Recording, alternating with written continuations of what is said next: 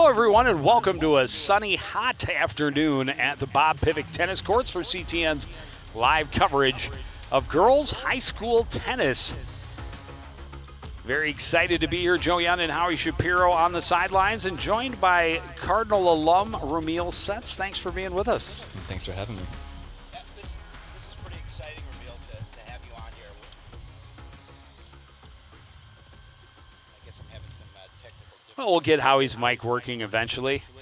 But we're starting out with first singles. We'll see some of the first doubles match today as well. First singles featuring Coon Rapids' Gabby Newton against Andover's Morgan Locken. Newton, just a freshman, but talking to Coach Storick, he's pretty impressed with her poise and her abilities. Obviously not going to put someone in that first singles position who would be completely overwhelmed. Knows that, she'll probably take some lumps. She'll see some great competition this year, but very confident in what her potential is over the next 3 to 4 years.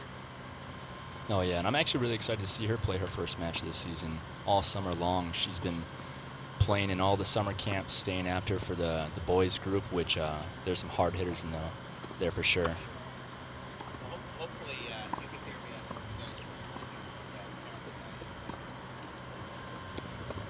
Well, we're still working on Howie's microphone, but yeah, a crazy fast start. Always a fast start for girls tennis, but they started with back-to-back tournaments Friday, Saturday, so already 6 matches under their belt. They'll play in their 12th match of the year already on September the 1st. So they'll have, I think, 14 matches in before the first day of school. Jeez. Let's try this again, guys. Can you hear me now? I don't ever remember playing that many matches in the beginning. And the first game will go to Morgan Locken of Andover, but it was a great test for them, not only because they played a lot of matches, but they did so back-to-back Friday, Saturday in 90-degree heat. 3 matches in any day is going to be tiring, but you add the heat in there. And they also saw some really strong competition, including the Zephyrs from Matamidi that are a team starting the season in the top 15. They saw a really good Forest Lake team as well. Pulled out a couple of victories over Cretin-Durham Hall and I think South St. Paul or West St. Paul, one of the St. Paul teams. And it won the only 4-3 match, which, as you're aware, Ramil, it becomes critical at the end of the year. If you can get those one-offs and win those close matches, what a difference that can make in your overall record. Oh, yeah, for sure. Most people go out thinking they're going to win a 7-0 or a 6-1, and it's going to be a clear victory, but a lot of times, especially in the summertime, we don't get a lot of time on court to practice the team dynamic and focus on, every point, how every point counts. And I know also talking to Coach Stork, and as you mentioned, you've been around some of the teams this summer and keeping your hand in the Cardinal tennis program a little bit. What if, outside of, as you mentioned, being impressed by what you saw from Gabby, what are some of the other takeaways you had from this girls team? Well, I can see right from the beginning of the summer, a lot of them chose to participate in the summer camps, whether it be with Coon Rapids or outside of which. And they had a lot of, I would say, grit. A lot of them showed up for those 90, 100-degree weather days. A lot of them stayed after for both the camps when they didn't have to. They put in the time, they put in the effort, and I think they're just ready to start the season off on a strong foot. And that's such a huge thing, with any sport, but particularly with a sport like tennis, the more you play, the better you get. It's cliche and it's super simple, but it's true. Oh, yeah. And especially a little bit easier for girls tennis because they have the fall start. They're able to play through through the summer a little bit easier than the boys are able to play through the winter here in Minnesota. So to keep their game kind of where they need it to be and be in the strongest form they can right away from the start.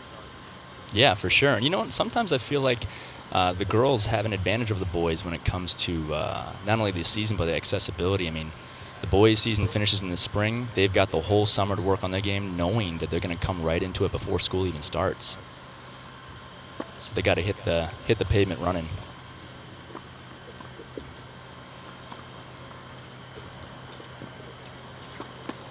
And I assume you still play, still enjoy the game?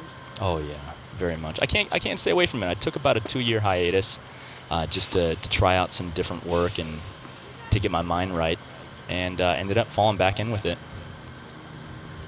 Well, and I know it's always been the goal of Coach Storick. It is, as he says, it's a lifelong sport, and his goal is not so much to see as many wins and losses or as be concerned about those wins and losses, but see the kids really fall in love with the game and continue on. So,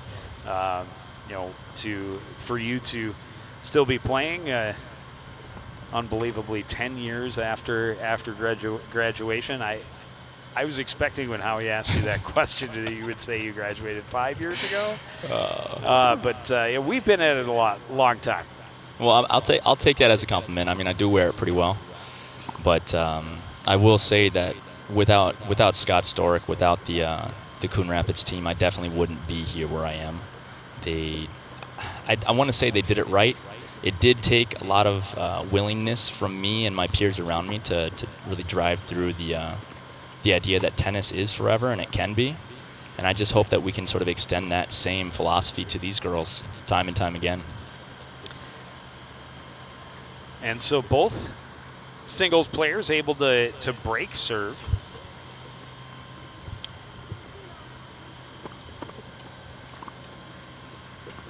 I take that back. This is still Gabby's serve. These girls are definitely going to be feeling the pressure if Andover keeps coming to the net. That's one thing we worked on all season long and all summer long, is how to alleviate that pressure and how to put pressure back on them. So I'm really hoping Gabby can find a way to get this girl off the net. As we talk about, such a big spot to be in the top singles spot in a conference where, in a section where you're going to see some state tournament level competitors, and just a lot of pressure. But as I mentioned when talking to Coach Storick, he said she's handled it very well. And as all tennis players know, the mental aspect of the game and staying mentally strong, not getting down on yourself if you fall behind, is as big as anything when it comes to playing the game effectively. Oh yeah, and we can see it right there too. Small but mighty. She's definitely feeling like she can come up to the net, put a little pressure on. And these are big shoes to fill, or at least they can feel like big shoes to fill. First singles, first doubles. Everyone's got weapons, and at some point, it's who can wear it better. And a very quick 3-0 lead for Morgan Locken.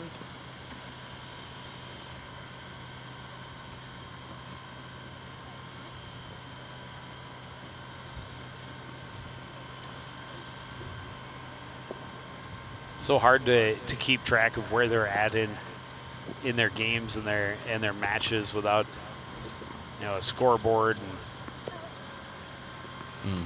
They do move pretty quick.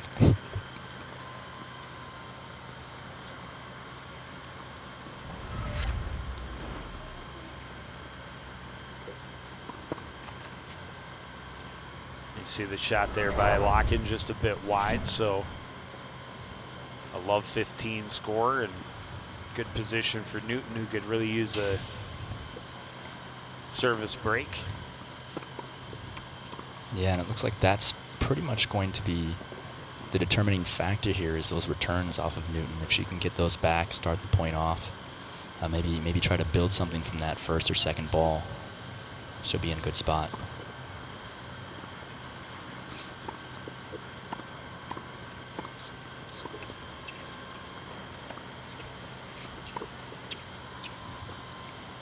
Yeah, you know, that wasn't that bad. She's definitely trying to build a rhythm, getting the return back, playing out a few shots, working her feet into the court, and even if she makes a mistake, at least she's building. On a good strong backhand as well.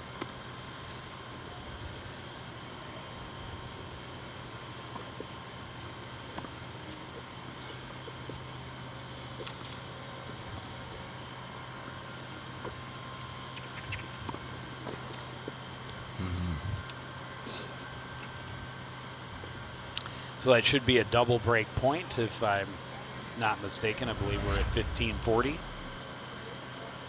You talked about trying to back her off the net, and both coming to the net, and just good power on that two-handed backhand, and Locken couldn't handle it.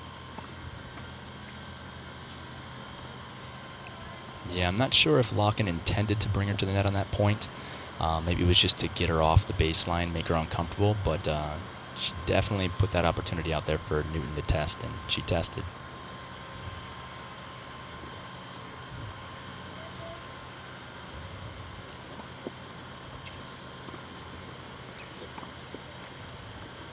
It's a couple of times we've seen Locken get some help from the tape, and Newton tried a little drop shot, fell a little short, so 30-40.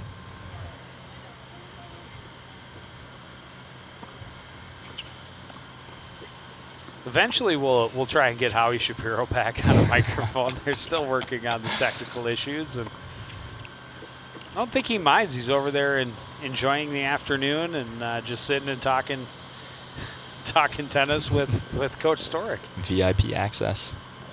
So it is a service break for Newton. Gets herself on the board, and will serve 1-3.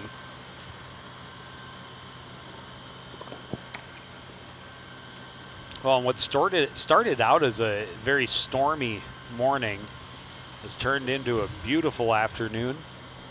A little bit warm, a little bit steamy, but when you're in Minnesota, you don't complain too much because you know what comes next. Mm-hmm.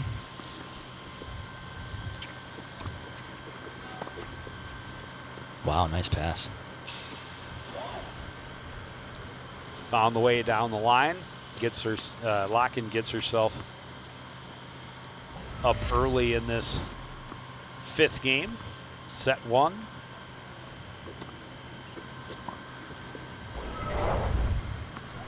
And then a miss hit puts him right back to 15-all.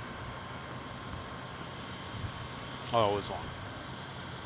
One of the things I love about watching the girls' tennis in high school is things can turn around, just like our weather, real quick. All it takes is one solid shot. Really impressed with Newton's backhand. She has great control of it. It looks like she's putting it just about wherever she wants. And I think we've already seen Locken trying to move her to the forehand as much as possible because of how effective the backhand has been. Yeah, Newton definitely likes to step in on that. She drives through that backhand really well. Probably one of the best backhands on the team that I've seen in the last couple of years. So when she finds it, it's definitely a weapon.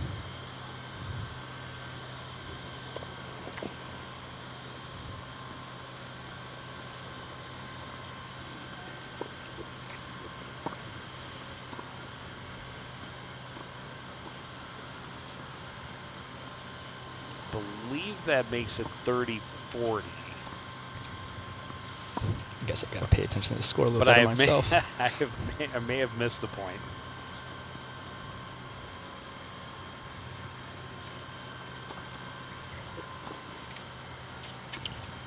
It's a solid first service from Newton as well. Mm-hmm. Right to the backhand. Locken doing the right thing and setting herself up to the net. working her way in for a nice setup, but just couldn't find that forehand volley.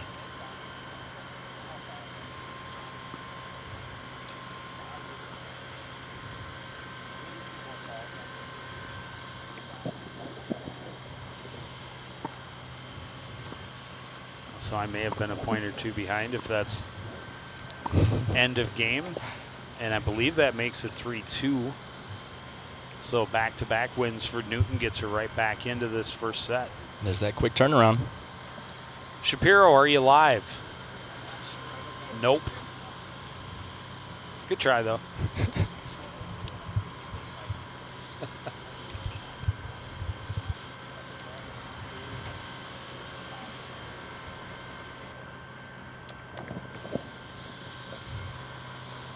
Makes this next service for Locken pretty important, as she jumped out to that big lead early and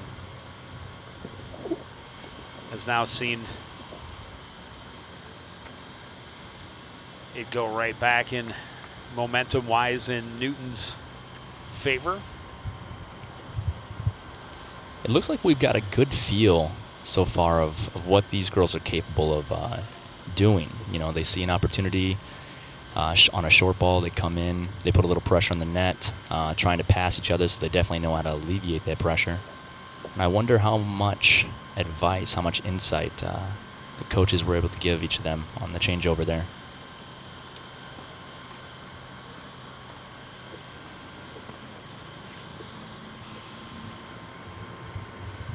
Return is long, so Locken quickly ahead 15-love. A little trouble with her first service on this attempt.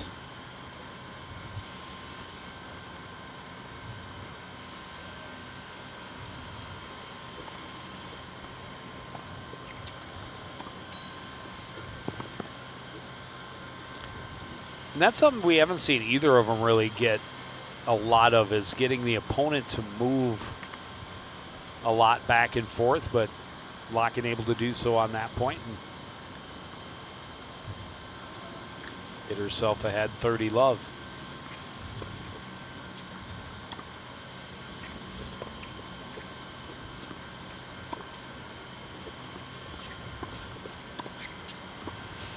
Yeah, and I think I see Newton trying for that, actually. She's trying to add a little more depth to that ball, push her back, and then maybe take advantage of that open space. And that one just long on the return, and a very quick win for Locken. Restores the 2-game lead here in this first set, 4-2.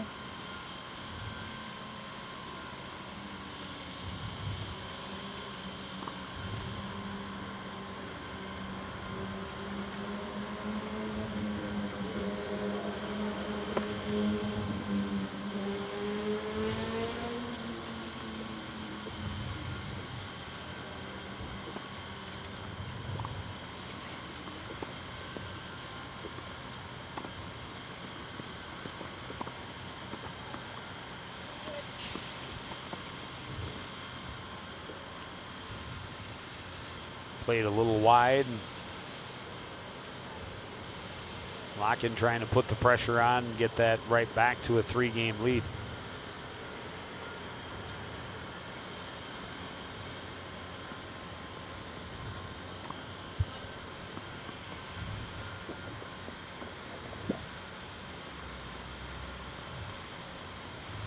Beautiful new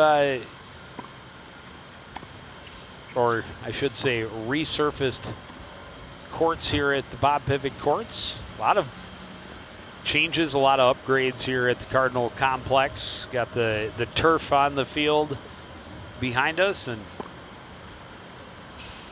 it's they gorgeous. Resurfaced and painted the field, or the courts out here. And the girls, I talked to the girls yesterday, and they were all pretty excited about, you know, eliminating the cracks that can make bounces a little unpredictable. And you see some of those cracks before?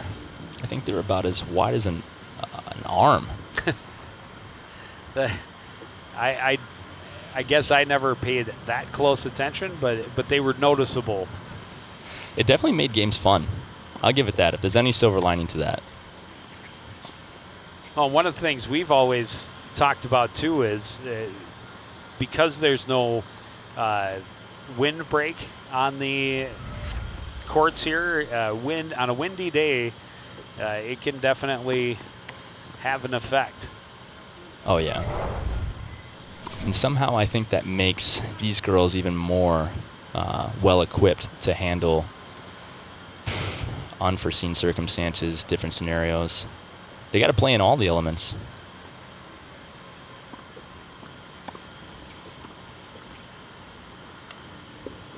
And a return wide for Locken is letting Newton climb right back in. 30-40 if I'm not mistaken.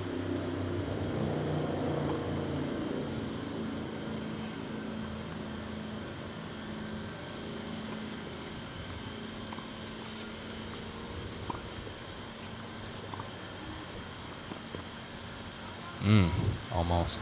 Yeah, it was a good effort, and as we saw Newton trying to get Locken moving side to side. Yeah, she's definitely not going down the middle of the court anymore. She's trying to hit those extremes, make her move a little bit. Because Locken does seem very comfortable on the baseline. She's staying really cool. Just putting the ball in play, keeping it nice and deep. So it obviously was not 30-40. I believe it might be an ad out.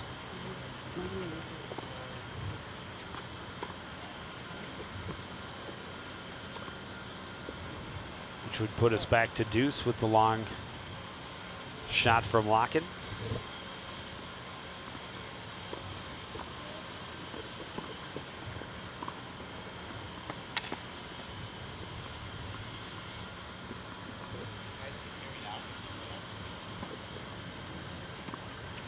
We've now tried every weapon in the arsenal for microphones for sound. Sorry, maybe we'll do we'll take a page from the Twins book, and I'll do a bit, and then I'll hand the microphone off, and I'll go get some popcorn. They don't serve it here at the complex, so I'll have to go a long way. Let's try this. Can you hear me now? Hey, we're back. We're back. I'm doing it old school. Got a hand mic and. Well, Ramil, welcome, by the way, to the broadcast. How you doing, Howie? I'm well. I don't know if you knew that I'm a former high school tennis player. So I played way back when 1973, 4, and 5. Okay. And I was a doubles player, and that back then they had like 12 doubles a team, so I was like 11th. That's how good I was. Wow, just before my time. Yeah, exactly. But, one of the questions I wanted to ask you, you started varsity, what grade were you in when you started playing varsity tennis? Oh, man, I got to reach back in the archives. You were young. I was pretty young. I think I might have been an 8th grader. Okay, so the point I want to make, what do you think Gabby's going through as a 9th grader, starting at first singles for Coon Rapids girls tennis team? What are some of the thoughts that go through her head? Obviously, she's young and she doesn't want to make mistakes, but she's in a great opportunity to learn. Yeah, I think today, especially in the last couple of days, are really tough on her. I think she's thinking that, hey, I've gone through the last 2 years, no one expecting much of me, having to play always up in every competition. I think that she's just got a little bit of the early season jitters. But what a great opportunity to play as a freshman at first singles. I mean, it only as your game continues to grow, and as you know, I heard you guys talking about how long you can play tennis, and it really is it could be pretty much a lifelong game. Her at a young age opportunity to pick up this kind of experience at this level.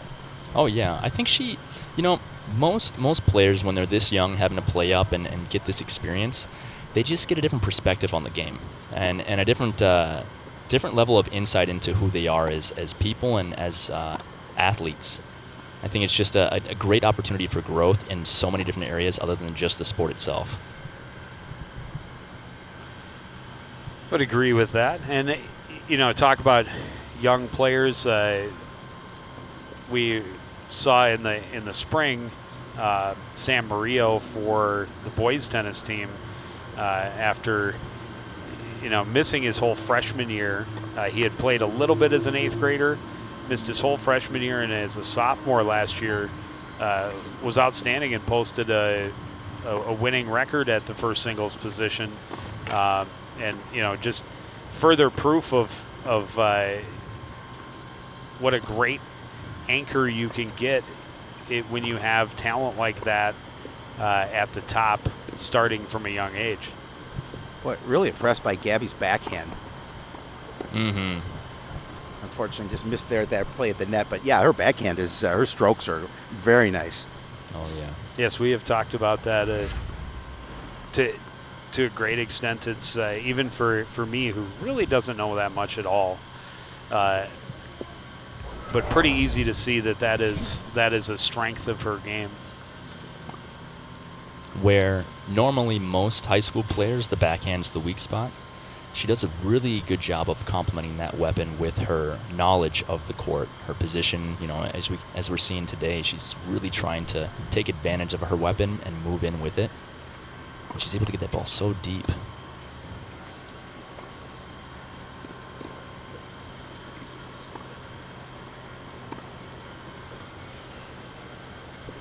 And just a little too deep that time.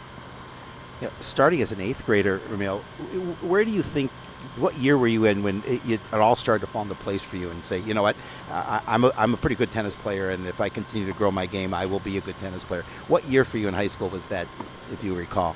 I think it really did start around 8th or 9th grade.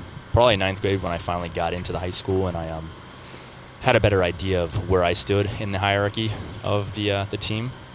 At that point it was, wow, that's a nice point. At that point it was all the top players had single spots, and I just got to get thrown into doubles. And, again, like Abby, no one really expects anything of a small middle schooler coming in, and when you can do some damage to those players, and it really gives you newfound confidence in your ability to just perform.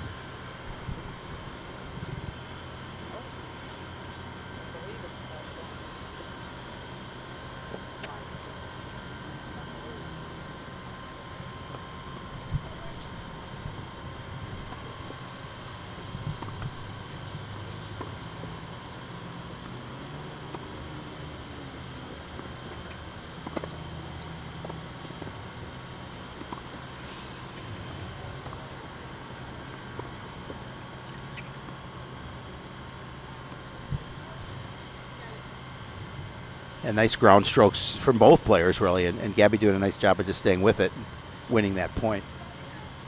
Mm-hmm. It really seems like when she gets a good feel for her backhand and she's able to get it deep down the middle of the court, Locken can't really create off of that. And so Gabby's just allowed to dictate however she wants. And that's where I really get excited, is when each player is playing to their strengths and they have the entire court open to just do something. That's when we really get to see what kind of player they are. So she must have hit long, because that was point for Locken, and Locken takes the first set 6-2.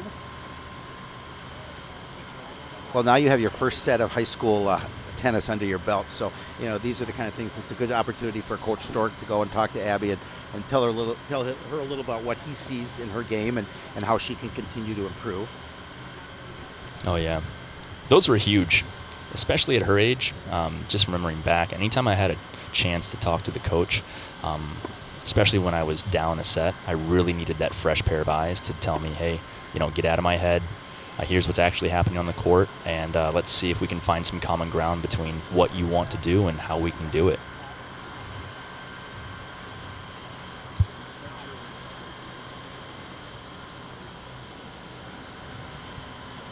What were some of the highlights for you during your high school career in terms of your play and maybe certain wins or certain places that you guys went to kind of build group chemistry and things like that?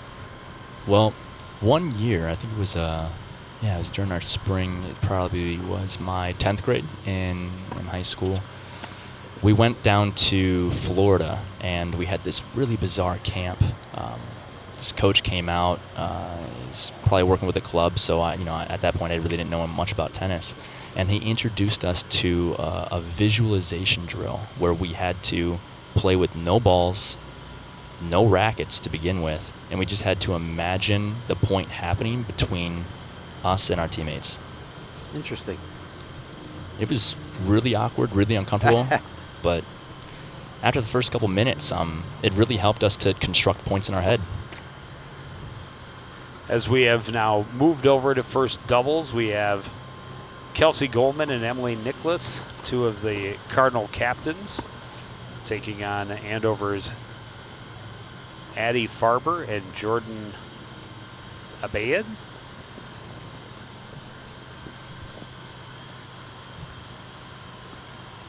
And I can't quite see the marker, I can't see it either, obviously. but we're pretty deep into set number 1. So I got to ask you, how's Coach Stork's tennis game? How's his game? Yeah, he's a good tennis player. I've not seen him play, obviously, but I'm sure he must be. His tennis has gone into hiding, Oh, has it really? but his pickleballs is on okay. fire. All right. Yeah, he called me up to the big leagues a couple weeks ago to play with him as his doubles Oh, partner. nice. How'd you guys do? Ooh, well, he did fine. Yeah. He did just fine. I think that was my second time playing. I'm sure you did fine, too. So the marker is 2-1 in favor of Andover here at doubles. Don't know if this is game 4 or 5 of set 1, as obviously we're keeping an eye on the first singles. Good play at the net there by Nicholas. Talk about big backhands, too. You know, quite obviously, doubles is such a different game from singles, and you know, you're relying on a partner and really is building kind of a rapport with them and get to know their game and they get to know yours. It's really a different animal than the singles. Oh, totally.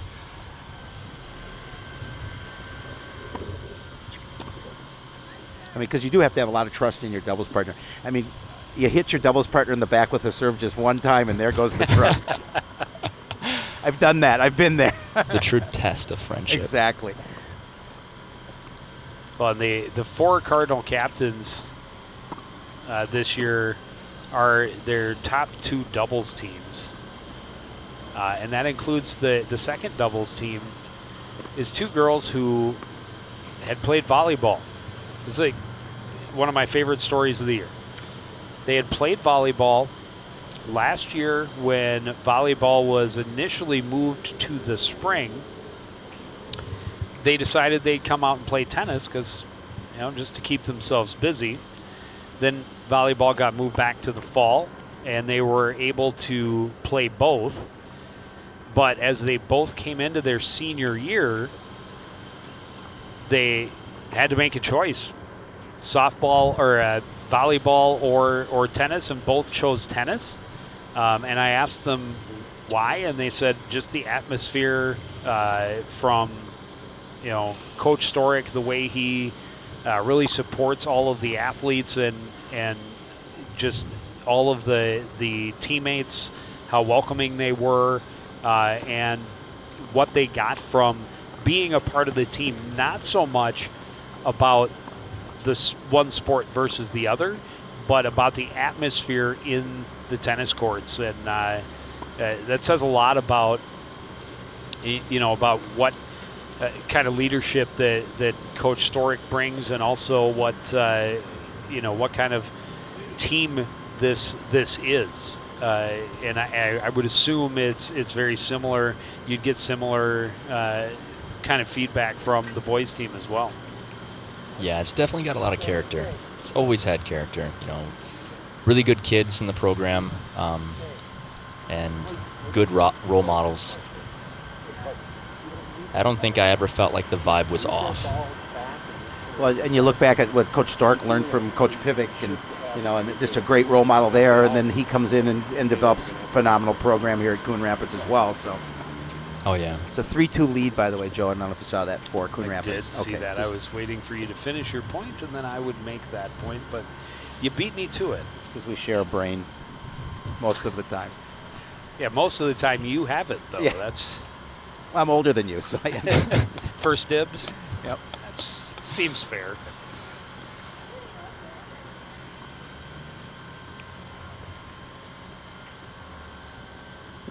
So, and that's obviously big early in that first set when you found yourself down to get back-to-back wins and be back ahead, and now with service, a chance to go up 4-2.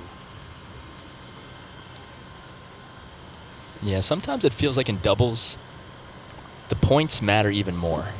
Things happen so fast. Just looking over at the scoreboard, it looks like Gabby was able to win game 1 of set number 2, so her first lead of the afternoon at first singles. Yeah, obviously a big game 2 for her if she wants to get obviously back into it. Yeah, this is first section or first conference game for the Cardinals, or first conference match. Yep. They'll play 3 straight, Tuesday, Wednesday, Thursday this week, and then I believe they have Tuesday, Wednesday, Thursday again next week. Plus the 2 tournaments they played last week. That's a lot. Yeah, they've been tennis busy. Very fast. Yeah, they've been busy.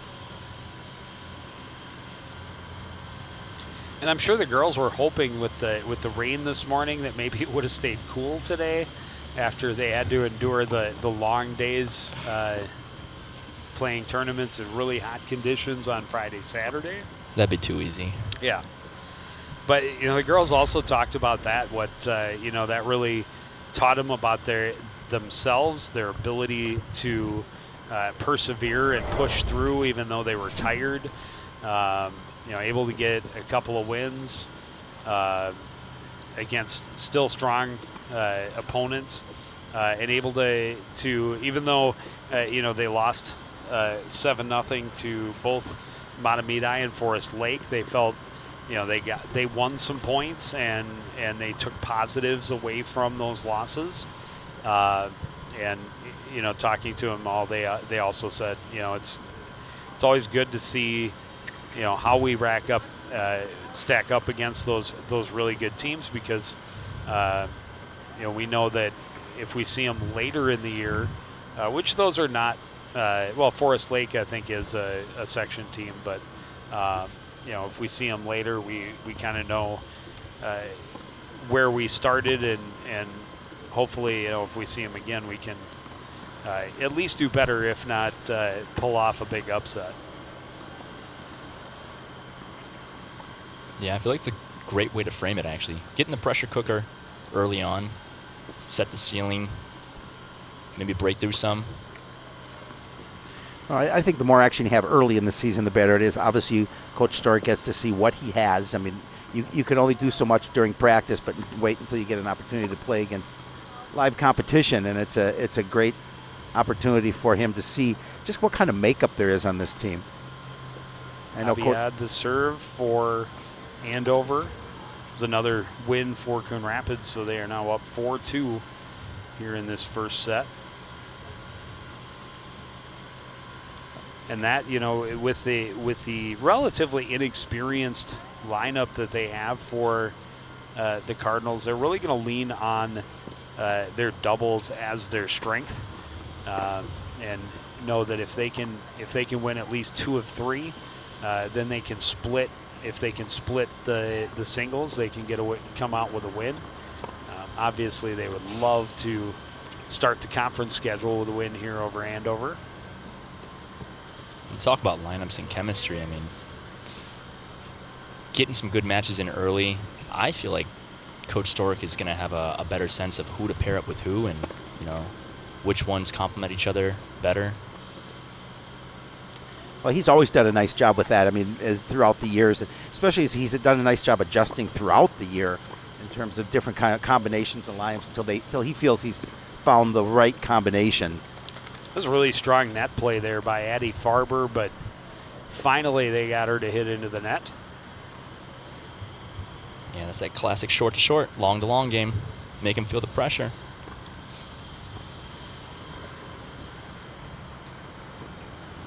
The adjustments that coaches make during the season can also be pretty stressful for the players. You've got awareness of your individual abilities, and you've got this awareness of like the hierarchy on the team. And a lot of times it can feel, with Newton and first doubles over here, that if you're not playing 1, if you're not playing 2, then you're not doing something right. But we've talked time and time again with these players, and it's like every spot has its own playing style. Every spot has its own importance and significance, and understanding how to use your abilities for the team, that's where the mind should be at. Well, and Coach Storick talked about, I think it's Emily Olson that was playing in her first ever singles match, match 3 of that first tournament in Stillwater, and they had stacked the doubles lineup because everybody was tired. So they stacked the doubles lineup, and they took Emily aside before the match even started. She's never played a full singles match in her life. Took her aside and said, "If you win, we win." And she went out there and won. That's pressure. That's huge pressure. And, you know, he was really impressed, and grit, as you had talked about earlier, Ramil, is what he talked about. He said the grit and the resilience was outstanding. And, you know, he said the coaches talked about it before and said, do we tell her? And they decided, yes, let's tell her that, you know, basically it comes down to her. And she went out there and won. And it's her first time playing in a singles match. So that's was one of Coach Storick's favorite takeaways from that first weekend. He also said that that Stillwater tournament may have been the longest day of tennis he's ever had because it was so hot. Oh man, I can imagine for her that was the welcome to the team moment. Yeah, but how cool of a moment that is the fact they clearly put the pressure on her shoulders and she came through. Oh yeah.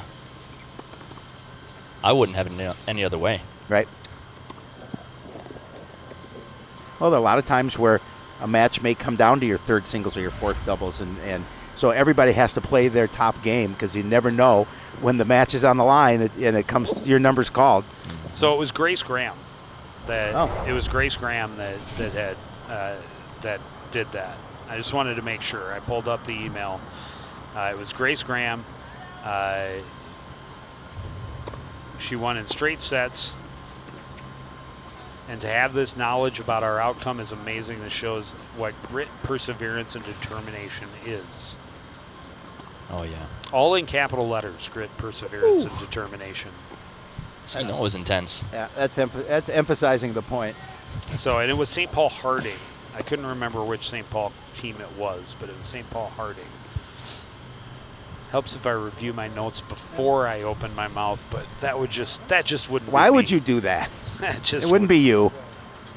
It wouldn't be doing you.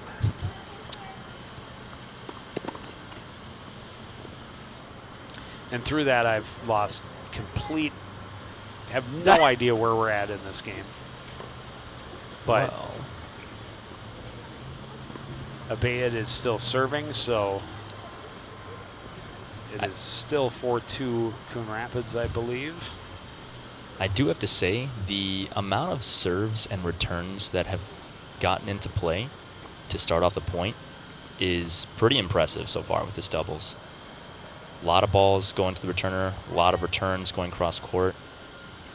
Seen a lot of movement at the net. Great play by Nicholas at the net right there. I'm not sure if Farber found the line there or not. I think she It's did. very close. Oh, I thought she did. yeah. Yep, Yeah. that was the one. And I think Nicholas just let it go because she figured there was no way that Farber was going to return it. She took a pretty good smack at it. Yeah, she found the line, so it's 4-3. Coon Rapids on the crossover. And Gabby Newton up 3-0 Yeah, impressive. in the second set at first singles. You just talk about shaking off that first set loss and just coming back and playing solid tennis. Hmm. Grit and perseverance Yeah. and determination. Now I'm wondering what coach told her. And how you bottle that. Yeah, right? Nice play by Dave Imy. Good assist. Emmy's Our always camera ready. guy. Great hands. Yeah, his middle name was Hands. He was a shortstop in high school. It's very true. He was a shortstop in high school.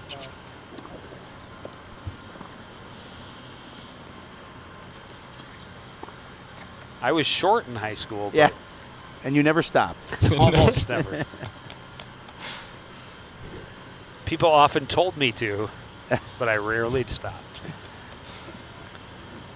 People actually begged you to. Kelsey Goldman playing to the camera a little bit. Speaking of Dave Emme on the camera. Dave always brings the best out in people. Mm.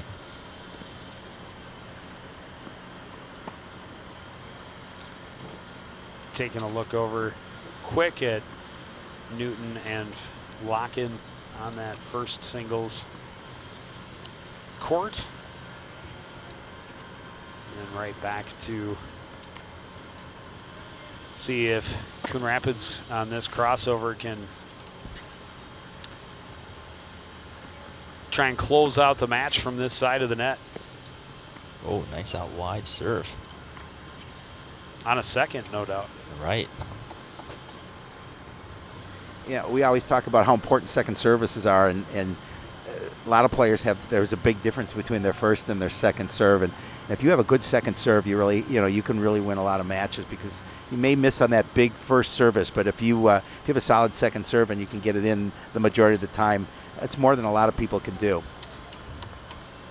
You talk about psychological weapons here too. If you've got 2 second serves or 2 first serves and it's reliable, imagine what that does to you as a returner. You've got to hit every ball.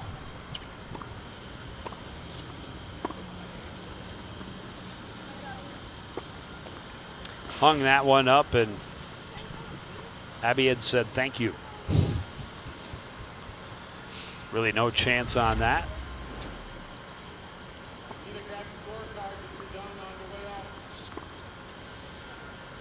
So 15 all.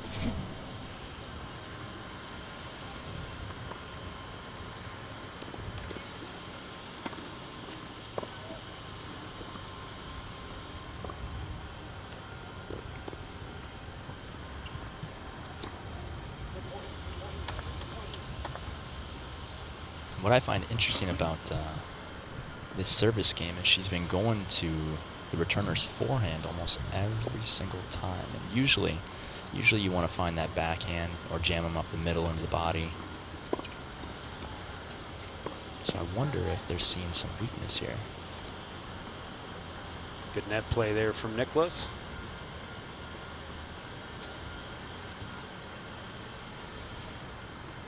Believe we're at 30 all.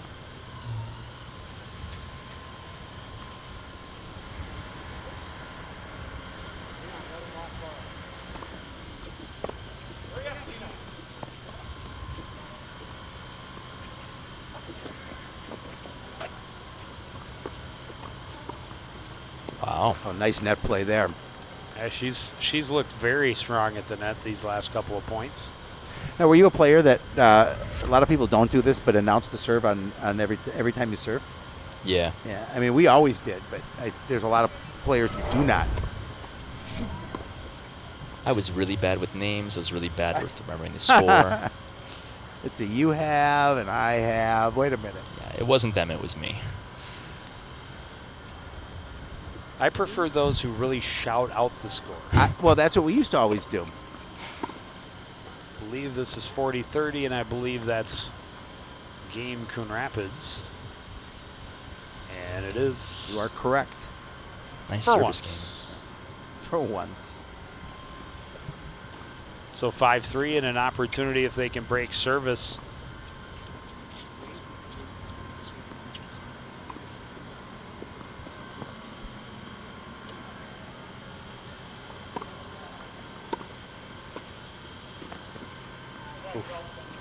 Good thought from Kelsey Goldman, but just a little bit wide. Sometimes when you're making that play to the net, you don't set your feet and you might hit the ball a little bit too long.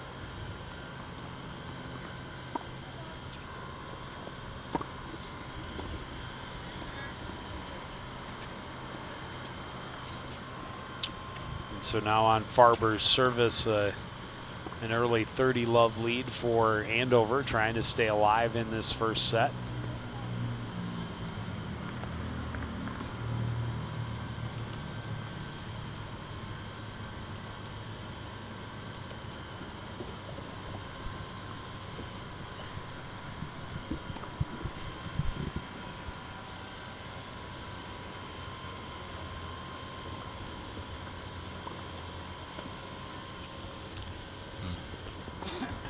Another miss hit on a return, and Andover three chances here on game point. And once again, talk about chemistry and matching up the right players with the right partners. This crew definitely knows how to talk. They're communicating all the time, especially when things get rough. They take a second to check in with each other, figure out a game plan. Well, and that's important because you need communication between your doubles partners.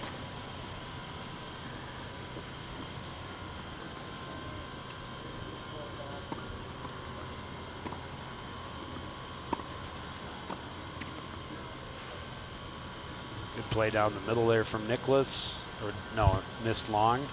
Yep. And so we're going to have 5-4 on the changeover.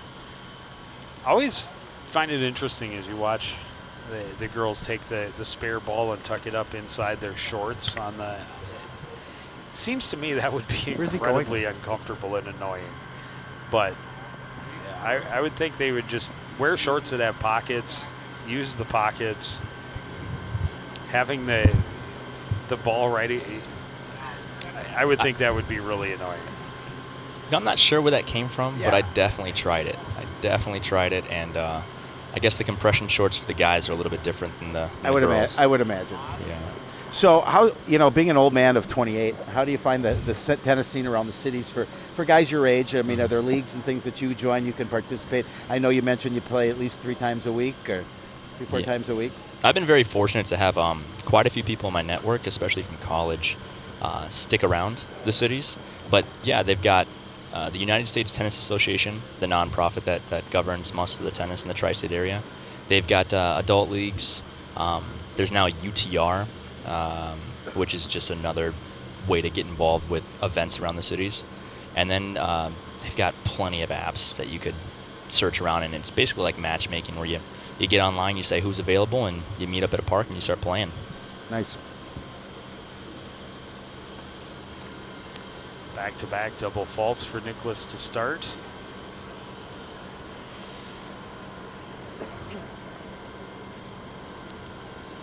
Not how she wanted to start the game. An opportunity for Andover to try and even things up here at 5-all in the first set.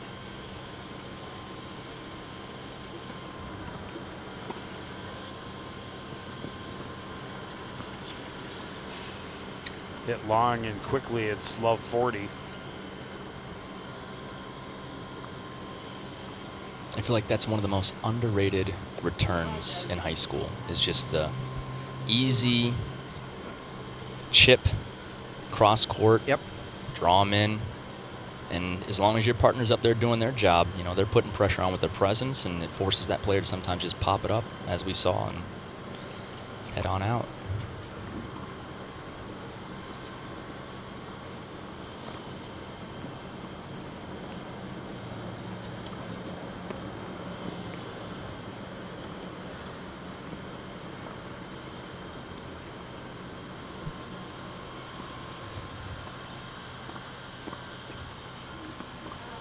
Just long on the return, and how hard is it to break out of when your serve isn't that rhythm, you don't have that rhythm, and you have a couple of double faults, to just try and shake that off and get back into a rhythm on your serve.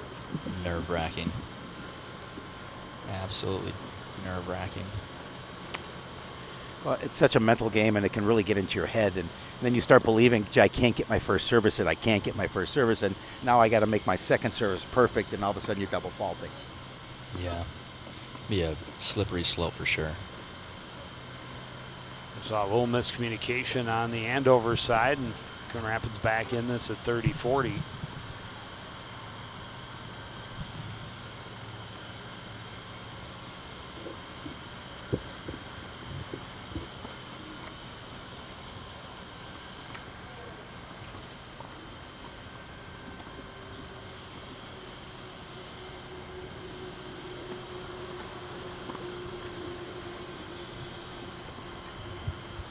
Just like that, we're at deuce. So A really nice job by the doubles team from Coon Rapids to come back and get right back into this one, being up 5-4, an opportunity to win first set.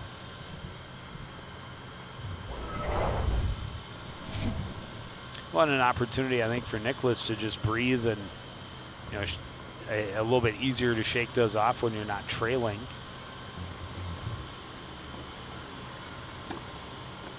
Oh, wow. Nice return. Haven't seen We can that blame one. it on Mom and Dad. Jess and Adam were sitting right behind her. We didn't see her have those problems when she was serving from this side, so Yeah, there's something there. I've known the family for quite a while. Their middle son, I coached in baseball many a year ago. Cole Nicholas, their oldest, was a hockey player for Coon Rapids that graduated 2019. We just saw Jess before that pan ended. But good family. And I was talking to Emily yesterday when we were doing the previews about, you know, make sure you say hi. There are Jess and Adam right behind her.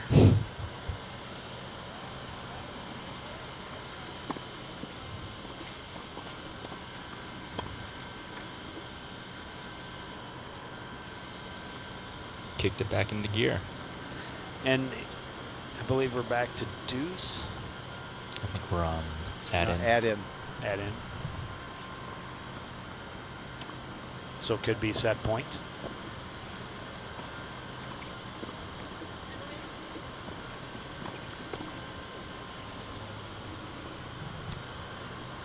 Yeah, net game is so important in doubles. I mean, it's important in singles as well, but really important in doubles because, as you mentioned, points go quickly.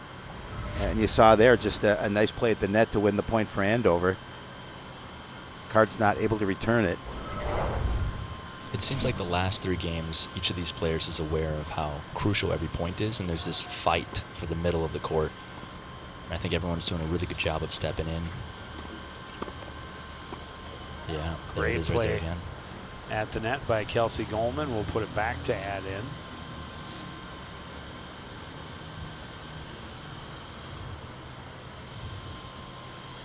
And that's sort of the philosophy that Coon Rapids has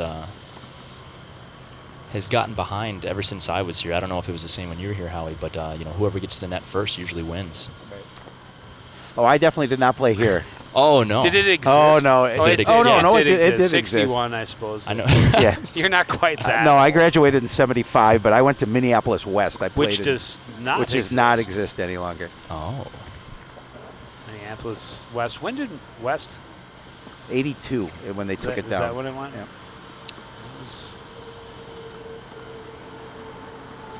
It was before I was in high school. Oh yeah, absolutely.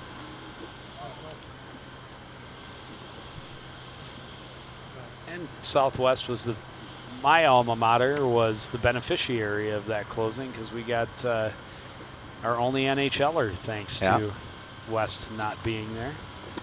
And you got a pretty good hockey coach too. We did. Yeah. We did. This one's just continuing.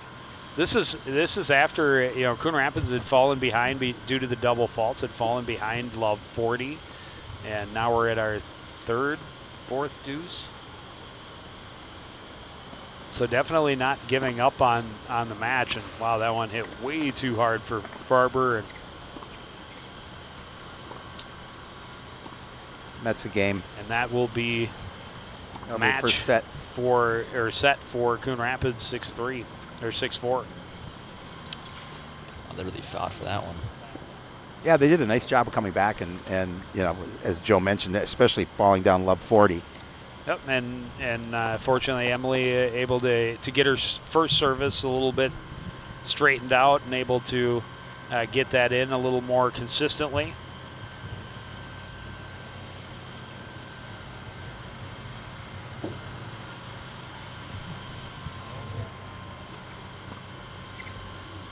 Now back over to first singles.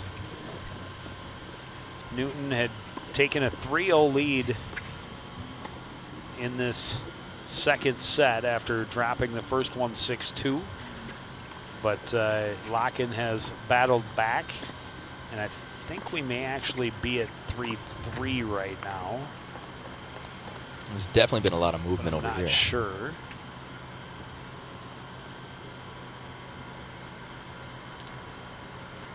Well, we just finished, and we'll get an update as both coaches. It's 4-3. Yep. So. Well, and Abby doing a nice job of just staying in this second set. She does not want to lose in straight sets.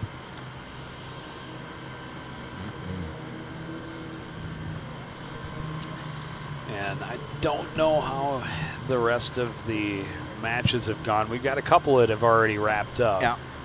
But not sure if they go to a third, if they'll play a full third set. I would kind of guess they'll play a tie break.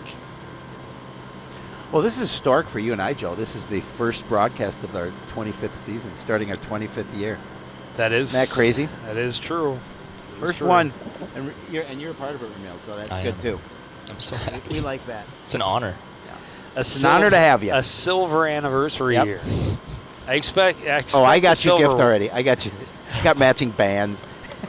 I was thinking that, Eric Strauss should be, kicking in some cash for some silver watches A or lot something. of cash. I'm pretty sure that's in the city budget. Just a silver bracelet that says "Thanks for the memories." Maybe like a silver tooth. We could each get a silver tooth that says CTN on it, maybe. Right in the front there. That'd be good. I'd like that.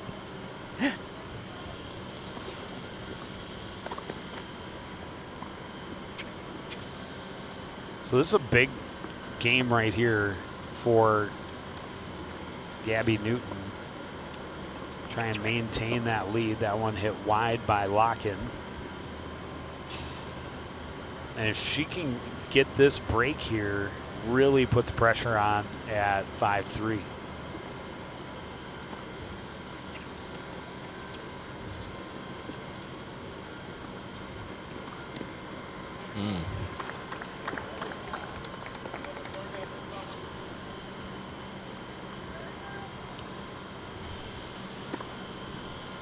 Did she win that point, or was it wide? I believe she got that one. It was just outside the singles alley line.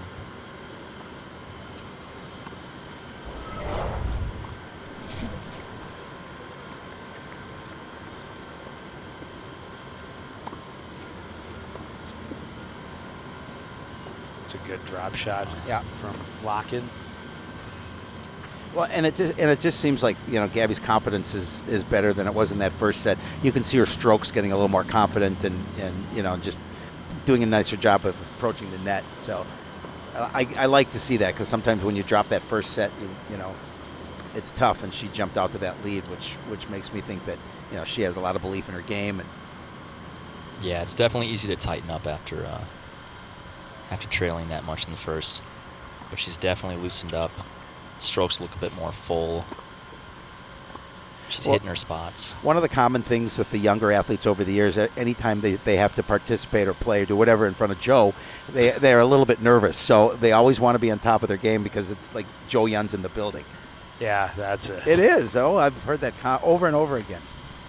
That's probably why I played so well. It probably was. Yeah. It's like, Younda's here. Time to step up my game. Makes sense to me. Yep. If only my son felt that way. Well, that's a different story.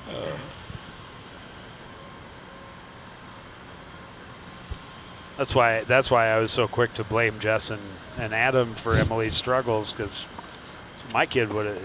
Don't sit right behind the plate. Okay, I'll go away. I can still hear you. Well, Mike, if I'm in the same county, I was just going to say, from one county over, they still could hear you. You took the words out of my mouth.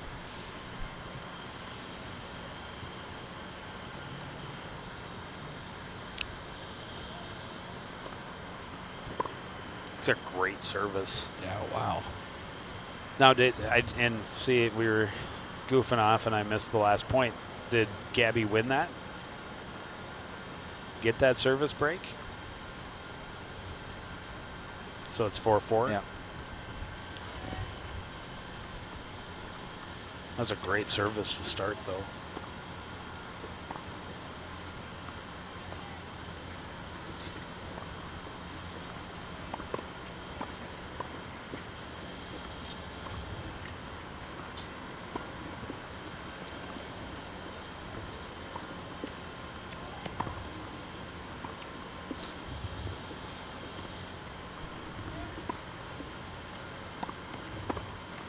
Oof. It's a good volley, just a little too deep.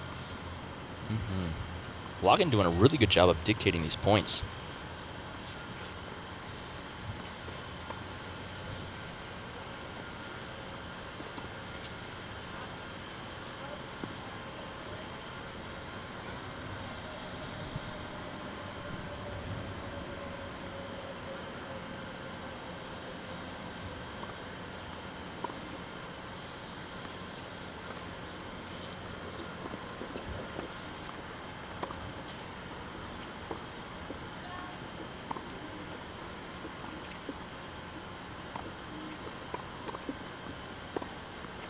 Just long. It was a good thought on Locken's part, but I was just going to say she's got to quit playing it to Gabby's backhand. That's dangerous. Well, and on the lob can be such an important part of your game. Obviously, that one, as you mentioned, I like the thought too. Just a little bit too much on it, but when your opponent's pressuring you from the net, if you can place a nice lob, you've got an opportunity to advance to the net yourself.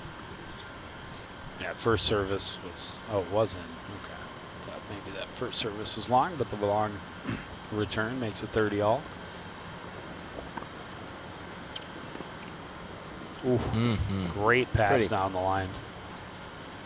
And again, when you work through your opponent's strength, you're making the job harder on yourself.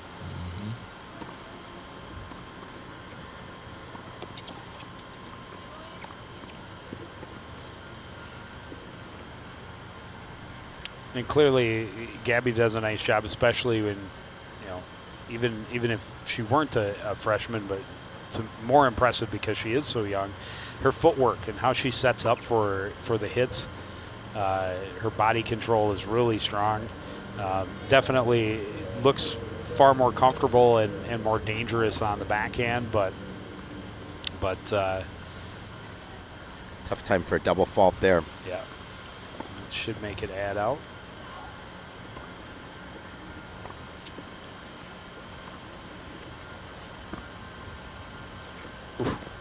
It's a great drop shot. Yeah, I would agree. If Newton continues to enjoy the game the way that she is, she's going to be a force to be reckoned with for sure. Yeah, I've seen a lot of, you know, and I'm definitely a tennis novice, but seen a lot of things that are really good about her game at a young age. She seems to have all the shots, and you know, obviously you're always going to have parts of your games that are stronger than others, but you know, the backhand is a strength. I think her serve from the right side is looked to be a little bit stronger than maybe the left, but gets good power and good angle on her service. And, you know, if you can get a really good first service, you have a great advantage over your opponent.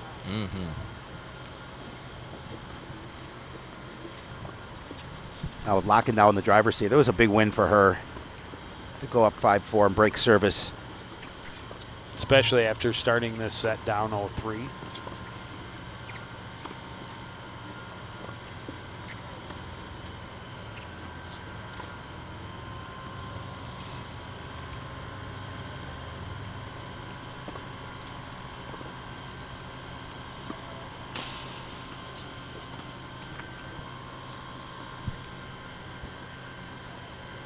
Now a 30-love lead here. Chance to close it out in straight sets.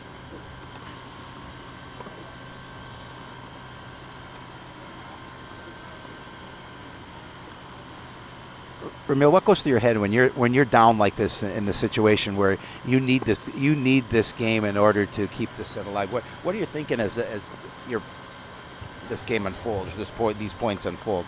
At this point in the second set, I have to be aware of where my opponent's weakness is, and I've got to be thinking high percentage shots to the right spot, not going big, not trying to force the issue, but trying to make my opponent as uncomfortable as possible and just work my way into the court. There was just a wow play at the net by Emily Nicholas on the first doubles. But this is match point now for Locken.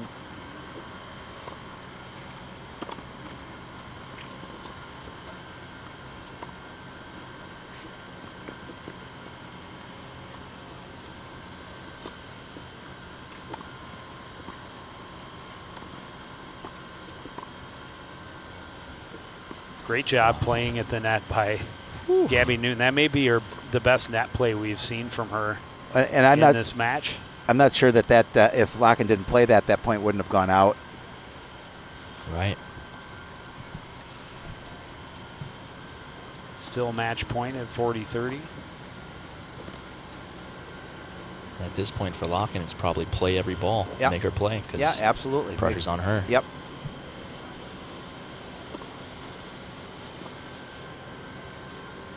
So now we're at deuce, huh?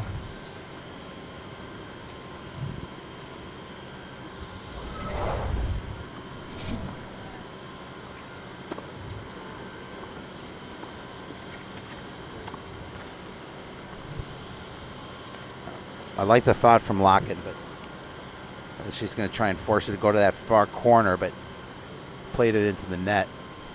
Yeah, probably went for a little too much there. Yeah.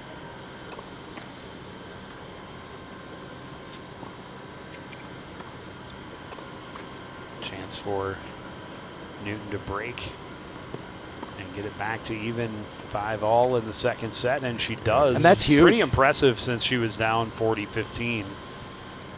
It's kind of on the edge of my seat there for a second. Yeah, well, it's huge as a freshman to be able to come back there. You're staring at a dropping that second set, and you're down in that game, and you come back and you win it to keep yourself alive, and I think that's huge.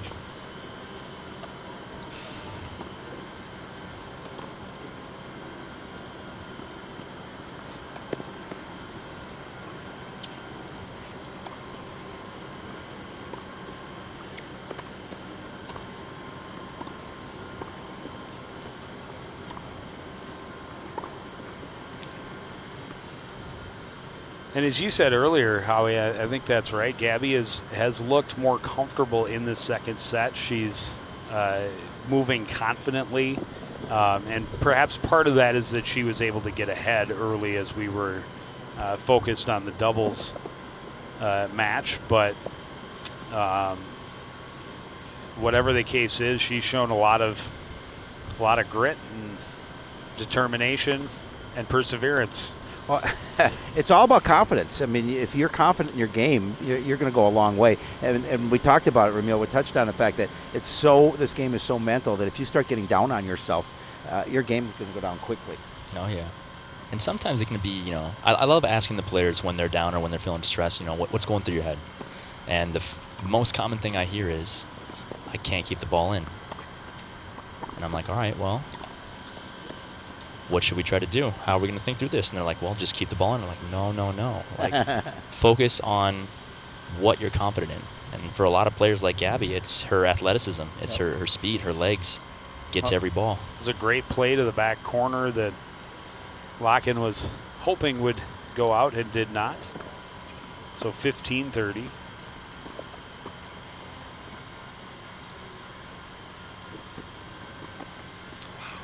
Another wow play at the net, this time from Kelsey Goldman. Of course, you can't see that, but we'll tell you about it anyway.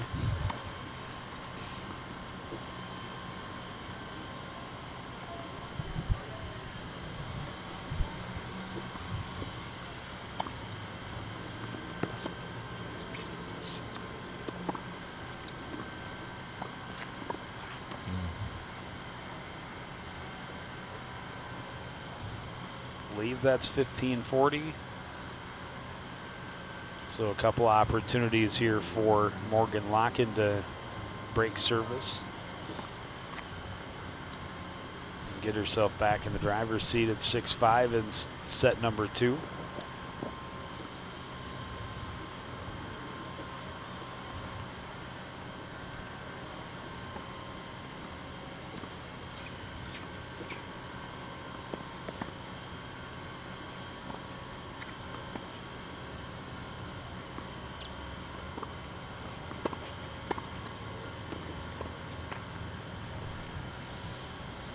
Just catching the tape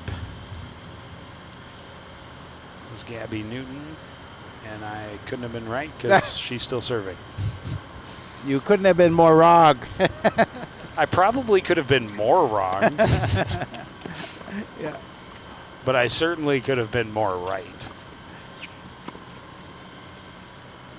Oh, wow. Yeah. Very nice. To the back line. Especially at 5-all or 5-6, it's so difficult to, how would I say, to not want to end the point quick. You know, you don't want to be out there for too long. You start getting in your own head, worried about making unforced errors. Just want to get off the court. And another opportunity now for Morgan Locken to serve for the match.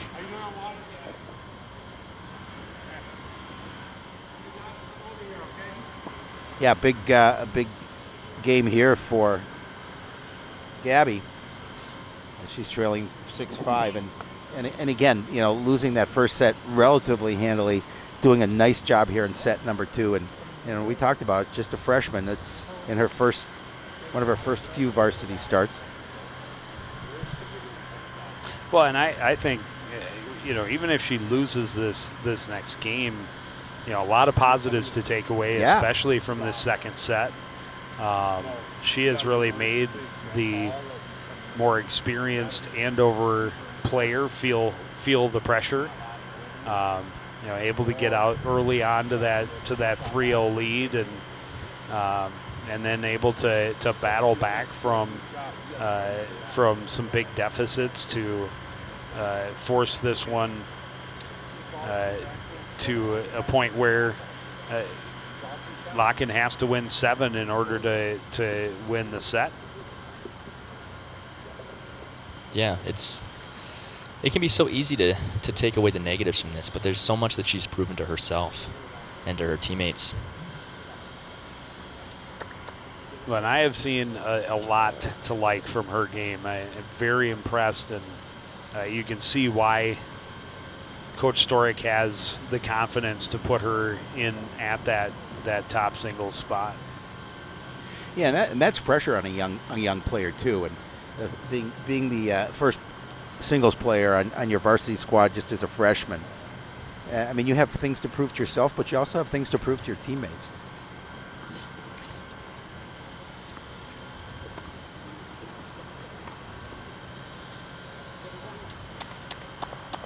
Hit wide, and quickly it's love 30, so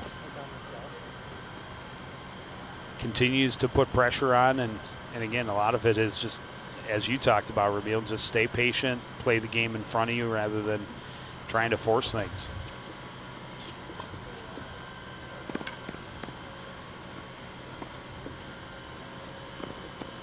Good hustle. Yeah, you know, that conversation comes up more than I'd like to admit, especially when you get to the college level and beyond, is, you know, do you accept what's in front of you? Do you accept that you gotta battle through this? Because if you're constantly looking for the outcome and you're not present, then that's when things get really tough. Well, and again, it comes down to confidence. You have to be confident in your game no matter what the score. You could be down, but you have to say, I'm a good enough player where I can come back and beat this opponent. Mm-hmm. Because if you don't have that, you're not going to win. Probably the one thing we talk about the most is just accept the process. Return just wide, and it applies across sports. Yep. Howie, I know that a couple of baseball games we did in the spring, we talked about play the game that as it comes to you, don't, and the Cardinals had a lot of trouble with trying to force things, trying to do too much, rather than just make the easy play. It was a good job to get to that one and get it back in play. Wow. What hands. Yeah. And now this, I believe, is 30-40 break point. Feels like I'm watching the Roadrunner.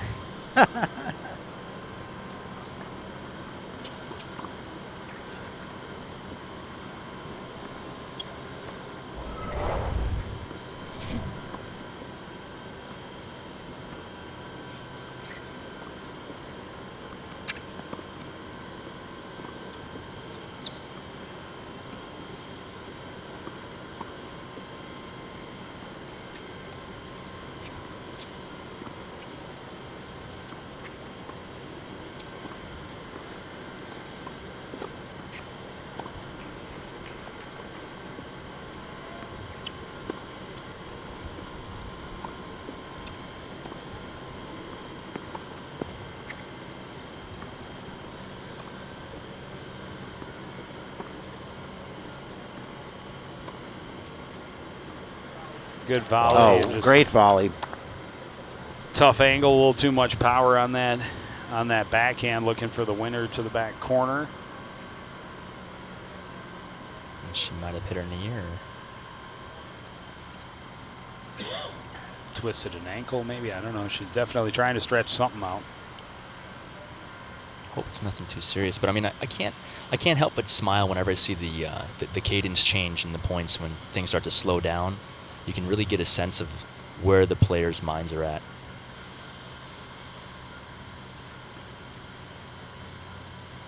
The doubles team for Coon Rapids up 3-1 now in the second set, having won the first.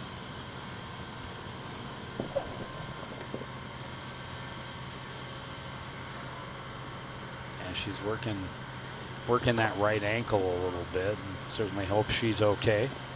Still very early in the season for both these teams. And especially when you talk about a senior, but any player, you know, you hate to see an injury take away any significant portion of their season. Just fine. Oh, and I was a point behind. That was match point, and so Morgan Locken will take the second set, 7-5. But as we talked about, Gabby Newton, a lot to be proud of, a lot of positives she should take from this. Yeah, I think she played really well. Yeah, she really did. After dropping that first, she gave Locken all she could handle in that second set. And it'll be interesting and fun to watch the rest of her career as it progresses, and very excited to see what lies in store for that young woman. And back on the doubles court, as Howie had mentioned just moments ago, a 3-1 lead here in the second set for Kelsey Goldman and Emily Nicholas.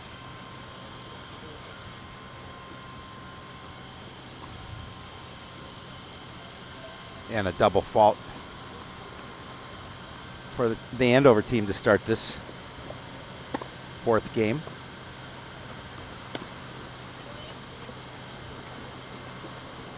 Wow. Nice approach. Yeah, I've been pretty impressed with Nicholas at the net, and that one on the approach, passing it down the line past Abby Farber. She definitely plays different with Kelsey.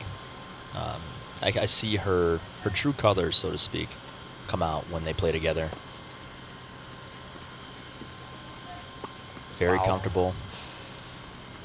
Made that point easy. But again, that was one that, you know, hanging curveball at the net. You have to put that one away. Mm-hmm. Eyes get big, get hungry. Yeah. But also, one of the things that I've noticed with those two is they set each other up very well, especially off of Kelsey's backhand returns.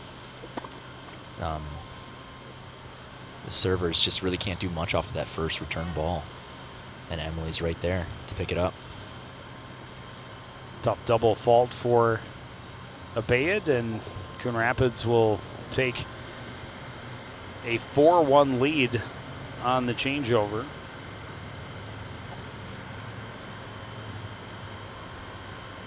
In the driver's seat, so to speak. Yeah, especially with service here in Game 6. Looks like all the singles games have wrapped up. We got second, third doubles down at the end still going.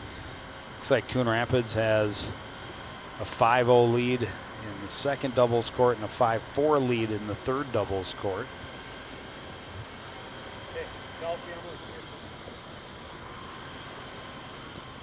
Well, Coon You can Rapids. see down the way. I can't guarantee who all of them are from this distance. I know that Jen Carlson is playing at third doubles. Looks like Abby Ness maybe on that second doubles court. Oh, we do have, it looks like one of the singles matches is still going. No, that's the second doubles is Sheck and I should know, I just talked to them Mary yesterday. Olson. And Mary Mary Olson. Olson, Yep. Yep.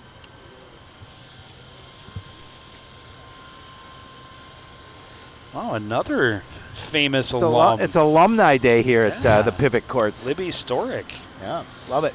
We should just Came to check it hand the mic over to her and let the two of these superstars just finish it out. Right? Yeah, absolutely. There'd be much better royalty. tennis insight. Tennis royalty. Correct. Correct. She's got a few more accolades than I do.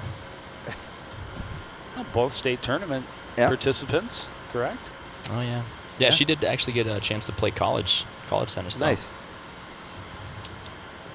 Did pretty well there. Multi-sport athlete, actually, Yep. in college. Yeah, she was a pretty good lacrosse player. Yeah. Mm-hmm.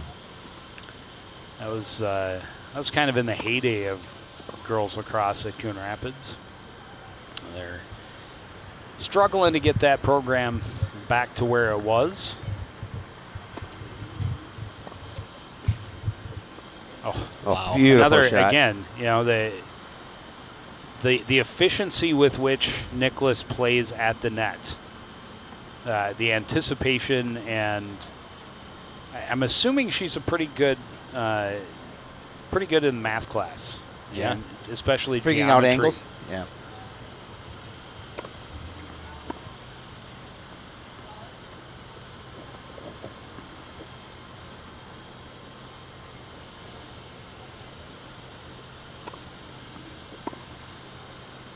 Wow.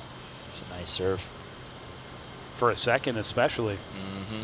I feel like she hits harder on the second than she does the first. Well, I think she truly felt that first service was in.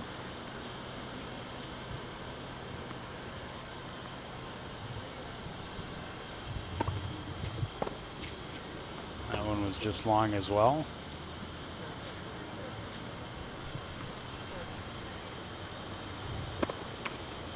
And a double fault.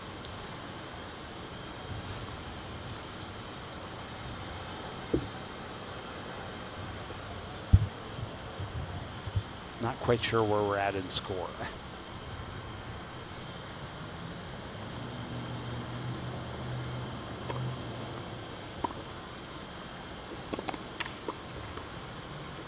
It's a good play by Abayed at the net on that point. Not a lot that Nicholas could do with that No. one. She did get a racket on it. That was impressive.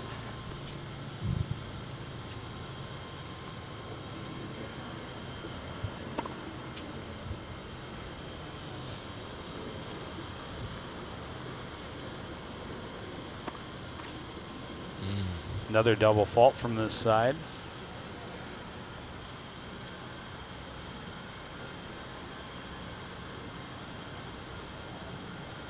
Yeah, that's frustrating. A couple of double faults here in this service for Goldman.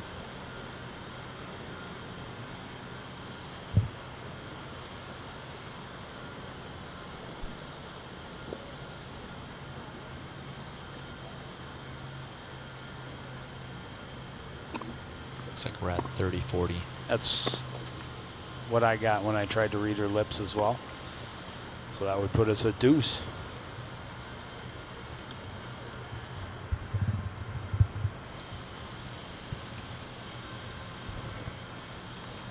You know, there's only so many adjustments you can make during a match in a second set after a couple double faults. And again, I mean, we keep coming back to communication with your partner.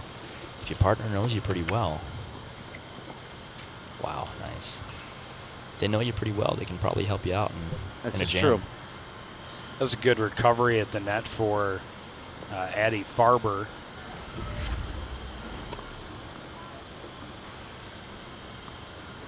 Now break point for Andover.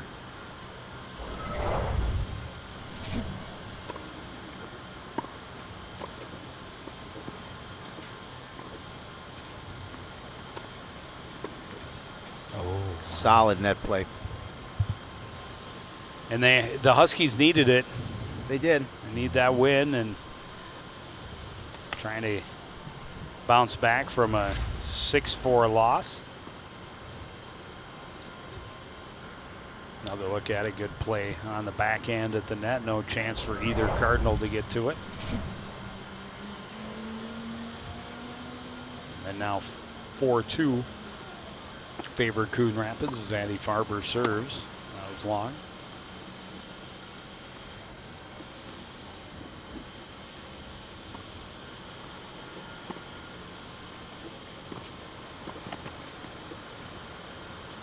Another fantastic cross.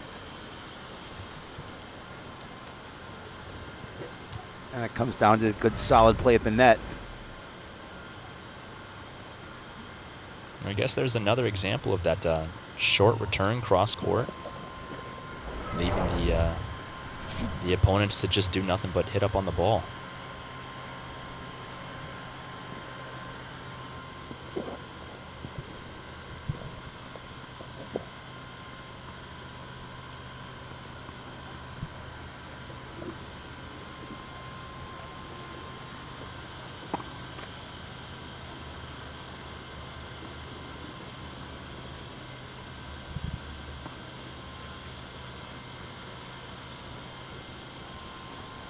Tough double fault for Farber.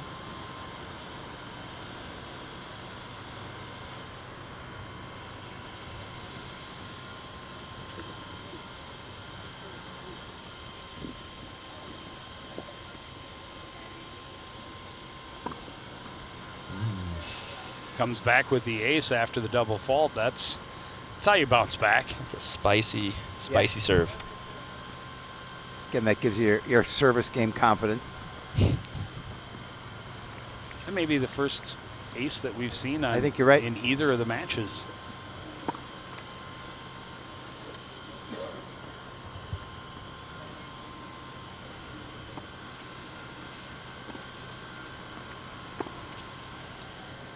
Way too much on that from Farber, and that'll put Coon Rapids with a couple of break points here, 15-40 if I'm not mistaken. But I may be.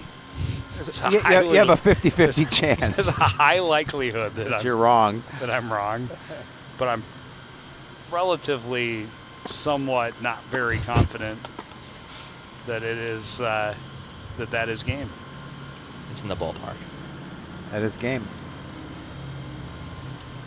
So Coon Rapids will switch over with a 5-2 lead and a chance here to close it out.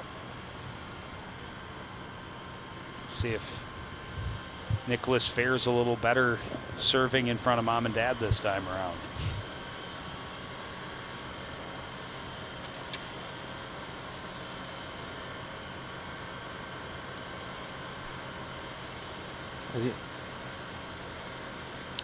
I don't remember how many restrictions there were last year as far as, I don't know that it changed much as far as how many spectators we saw at tennis. Obviously not one that, it's not a sport that gets a ton of other students out, but moms and dads obviously come and support, which is fantastic. my opinion is they're the most important supporters, but that happens to be because I've made my way through the ranks of being a high school athlete. You certainly parent. did. So, Multi-sports. yep. And I was just actually thinking about that, as Ramil had said that, Libby was a multi-sport athlete in college. Aaron won't have that opportunity. They don't have a hockey team in Fergus Falls, but I wonder how long it'll be before he puts the pads on ever again. I'm sure he will at some point. Double fault to start is not how Nicholas wanted to start this service, but I told him when he did become a goaltender, I said, the good thing is you can play for the rest of your life and you can play for free because they're always looking for goalies. Men's league will always take goalies. Is it hard to find a good goalie? I didn't say he was good, He's a goalie. but he's a goalie. Hot commodity. A little too much angle on that one for Kelsey Goldman at the net, so Cardinals quickly behind Love 30. But no, he is. I think he plays the position pretty well for his size. I think so too. But yeah, goalies are always in demand because if you play men's hockey, you'd much rather play against a goaltender than putting the board up and playing corners. Third double fault of this game for Second. Nicholas. I thought it was her third. She's really struggling to find this set. Whoa.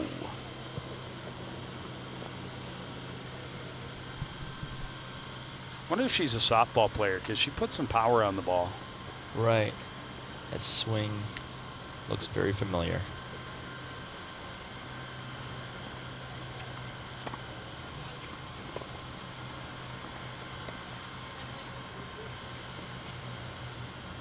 A little long. And so Andover will survive and get service back now at 5-3. Obviously, every game big for Andover, with Coon Rapids just being one game away from capturing the match. Yeah, not ideal to have to return for the match, but No. they're going to have to show for it. Well, they'll have at least, if they lose, they'll have another chance to serve for it as well. That's true.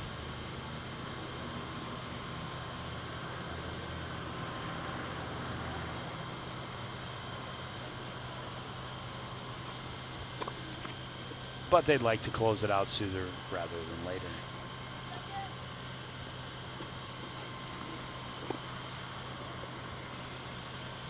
Sometimes that is a strategy, albeit a pretty stubborn one. I've been guilty of doing that myself. It's like, I'm just going to hit the ball hard this game. See what happens. And then when it's on my serve, I'm going to go for it. But I believe they're smarter. They're smarter than that.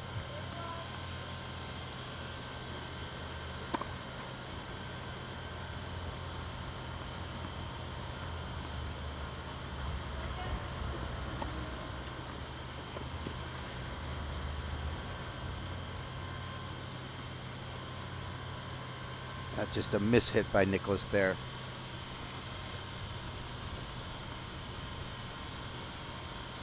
And maybe consciously trying not to hit it too hard.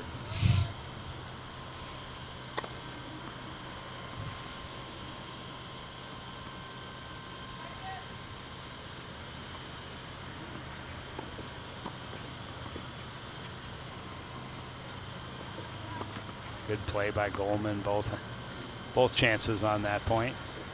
Sure-handed The Dave silky Imme. hands Sure-handed. of Dave Imme. He's got stick-em on, I think.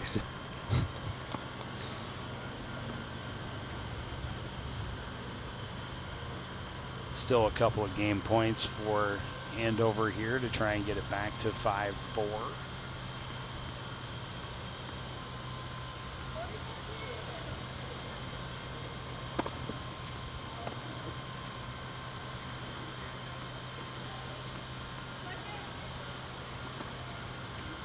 and a double fault.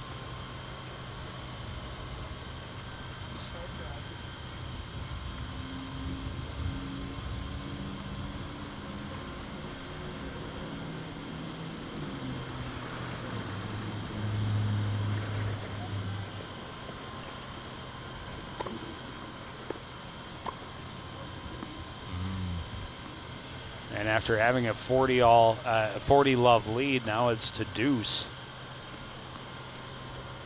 Now a lot of pressure on Andover here.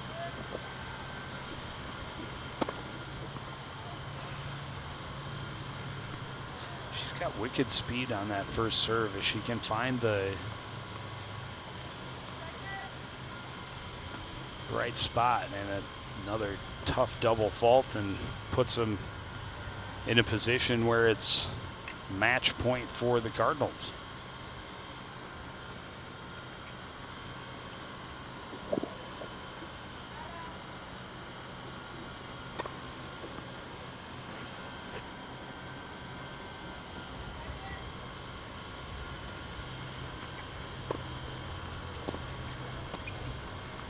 And that is the match. Fittingly on a strong play at the net from Emily Nicholas. Well, both matches were interesting that we had a chance to see, and certainly the youngster in Newton did a nice job, especially in that second set of trying to stay in it. But Coon Rapids' first doubles teams gets the win in straight sets, and nice victory for them. And yeah, and especially as we talked about, grit, perseverance, and determination. They fell behind in that deciding game. They fell behind Love 40 or 40 Love, and they came back and were able to get the win. I think there's still 2 matches going on, 3 matches going on, 2 matches. Looks like no. I think the first singles is still, or fourth singles is still happening. Yeah, and there's a doubles. And then the second and third doubles are still happening down there. So, unless Coon Rapids has won all 4, which we know they haven't, or Andover has won all 4, which we know they haven't, because they split the 2 we watched today.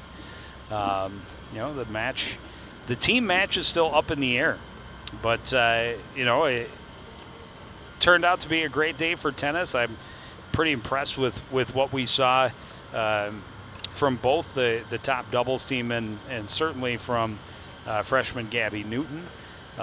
Andover certainly has to feel pretty happy with both their top singles and doubles teams.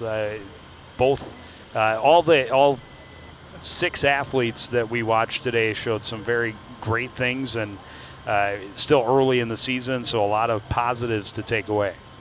Yeah, I mean, it really has, and certainly, Ramil, we're honored to have you join us. This is great. You added a lot to the broadcast, a lot of experience, certainly playing this game, but specifically in this program, so we want to thank you very much for joining us. No, thanks for having me. I appreciate it. Finally able to be a part of it. Yeah, absolutely. And the you're welcome back. of the players was outstanding, and we'd be happy to have you again in the future.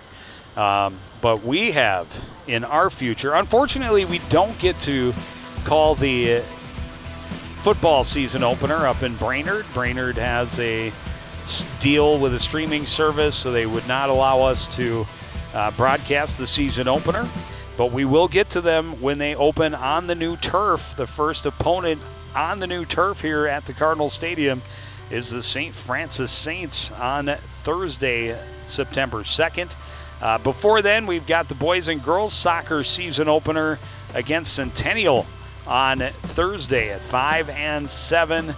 And we'll have Bill Hupp on the microphone for that one. We will have prep volleyball, the first chance to see the Cardinal volleyball program as they take on Totino Grace on Tuesday next week. That's August the 31st. But that's going to do it for this edition of CTN Sports. I want to thank everybody out there for joining us and continuing to support everything we do here at CTN.